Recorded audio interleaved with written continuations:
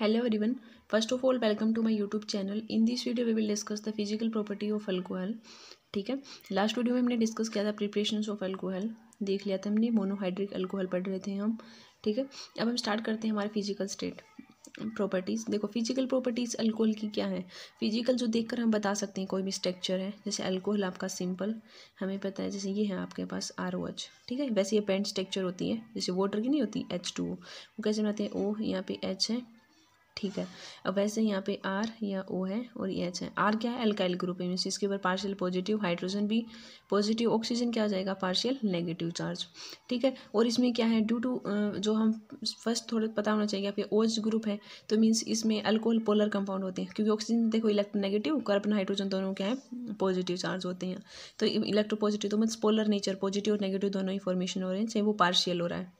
ठीक है, और बैंड स्ट्रक्चर होती है इसके, तो बैंड इसके कुछ डाइपोल मोमेंट भी होता है इनका, डाइपोल मोमेंट भी, क्योंकि डाइपोल मोमेंट वैसे क्या होता है, चार्ज इनटू डिस्टेंस, तो चार्ज सेपरेशन हो रहा है ना पॉजिटिव नेगेटिव का, तो इसका डाइपोल मोमेंट भी होता है, पोलर नेचर होता है. अब हम स्टेट डिस्कस करते हैं. फर्स्ट जैसे फिजिकल स्टेट, वो देखकर जैसे फिजिकल स्टेट में क्या है कि जो लोअर अल्कोहल आपके जैसे मीथिनॉल है, इथिनॉल है, प्रोपेनॉल, इनका कोई कलर नहीं होता. वो कैसे होते हैं आपके पास, कलरलेस, ये होते हैं कलरलेस लिक्विड. ठीक है, और इनकी डिस्टिंक्ट जो अल्कोहलिक स्मेल होती है वैसे आती है जब बर्न करते हैं.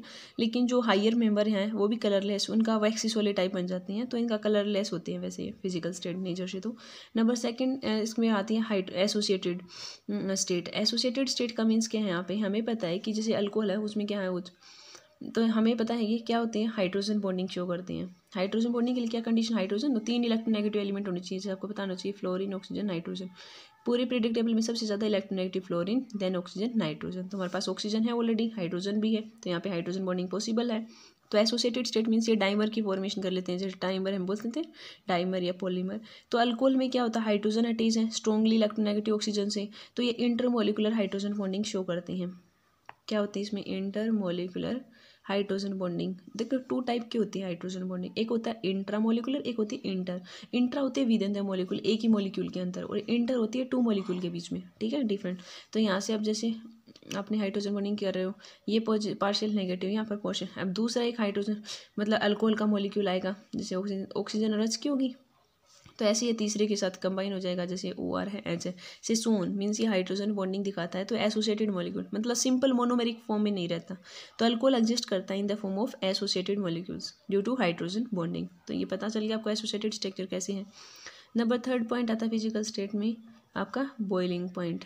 ठीक है, बॉइलिंग पॉइंट में क्या होगा, जो बॉइलिंग पॉइंट होता है अल्कोहल का वो हाइयर होता है जो सिंपल हाइड्रोकार्बन है अपने उनसे, क्योंकि हमें पता है हाइड्रोजन बॉन्डिंग हो रही है, तो हमें ज़्यादा एनर्जी की जरूरत पड़ेगी ब्रेक करने के लिए बॉन्ड को, तो बॉइलिंग पॉइंट हाई हो जाएगा सिंपल हाइड्रोकार्बन से. ठीक है, तो वैसे आप देख सकते हो जैसे मिथाइल अल्कोहल है, इथेनॉल है, सोन, तो हाई बॉइलिंग पॉइंट को आप एक्सप्लेन कर सकते हो किसकी टर्म में, इंटरमोलिकुलर हाइड्रोजन बॉन्डिंग. आप बता दो कि ज़्यादा large amount of energy is required to break this hydrogen bond, क्योंकि जो होल्ड करे हुए अल्कोहल मॉलिक्यूल एसोसिएटेड स्टेट में है, तो अल्कोहल बॉयल होंगे हाई टेम्परेचर पे, देन किससे, अल्केन या ईथर से, क्योंकि अल्केन ईथर है वो तो हाइड्रोजन बॉन्डिंग आपकी फॉर्मेशन नहीं कर रहे. तो आप सिंपली इसको एक्सप्लेन भी कर सकते हो, कई बार 2 मार्क्स में क्वेश्चन आ जाए कि why boiling point of alcohol higher than है सिंपल अल्केन, तो आप एक्सप्लेन कर सकते हो in term of hydrogen bonding. ठीक है, या बता सकते हो सिंपल मोलिकुलर वेट जितना बढ़ता है ना उतना बॉइलिंग पॉइंट इंक्रीज होता है, ये तो सिंपल वेरिएशन होता है, बॉइलिंग पॉइंट इंक्रीज होता है विद मोलिकुलर वेट इंक्रीज होने से. ठीक है, तो ये टर्म तो आप इजीली बता ही सकते हो. अब नंबर 4 स्टेज आती है आपके पास सोल्यूबिलिटी. ठीक है, सोल्यूबिलिटी का मीन्स क्या होता है, कितने सोल्यूबल, जो लोअर अल्कोहल होते हैं ना वो तो हाईली सोल्यूबल होते हैं वाटर में, हमें पता है. ठीक है, लोअर वाले तो इजीली हो जाते हैं, लेकिन जो हाइयर वाले होते हैं ना, हाई जैसे अल्काइल नंबर ऑफ चेन बढ़ती जाएगी तो उतनी क्राउडनेस इंक्रीज हो जाती है ना, तो सोल्यूबिलिटी डिक्रीज हो जाती है. ठीक है, तो आप सिंपल बोलो कि लोअर अल्कोहल आसानी से सोल्यूबल हो जाएंगे वाटर में. ठीक है, और सोल्यूबिलिटी घट जाएगी अगर मोलिकुलर वेट बढ़ रहा है, तो मोलिकुलर वेट अगर आपका जितना बढ़ता जाएगा ना उतनी आपकी सोल्यूबिलिटी कम हो जाएगी. अगर छोटा स्मॉल सा मोलिक्यूल है तो वो इजीली सोल्यूबल हो जाएगा, लोअर अल्कोहल है तो आसानी से. ठीक है, क्योंकि यहाँ पे molecular size non polar hydrocarbon character बनने लग जाता है ना, चेन इंक्रीज होगी उतनी, क्योंकि R की वैल्यू इंक्रीज हो रही है अल्काइल ग्रुप, तो आप ये सोल्युबिलिटी को भी इजीली एक्सप्लेन कर सकते हो इन टर्म. फिर नेक्स्ट आता है आपके 5 टर्म, जैसे डेंसिटी.